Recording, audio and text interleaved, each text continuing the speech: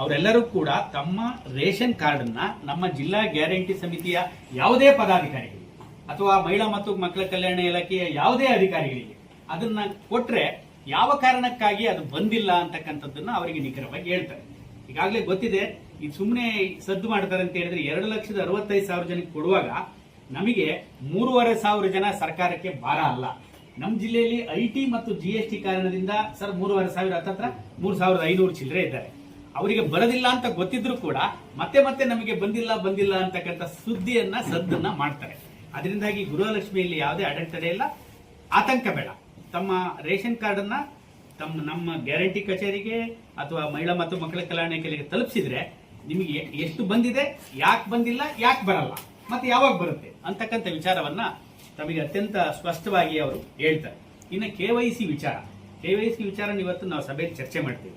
ಪ್ರತಿ 2 ವರ್ಷಕ್ಕೊಮ್ಮೆ ಯಾರು ಬದುಕಿದ್ದಾರೆ ಅಂತಕ್ಕಂಥದ್ದು ಬೇಕು. ಈಗ ರೇಷನ್ ಕೊಡುವಾಗ ಮನೆಯಲ್ಲಿ 5 ಜನ ಇದ್ರೆ 5 ಜನರಲ್ಲಿ ಯಾರಾದ್ರೂ ಒಬ್ರು ಹೆಬ್ಬೆಟ್ಟನ್ನು ಕೊಟ್ರೆ ಅವರಿಗೆ ರೇಷನ್ ಸಿಗ್ತದೆ.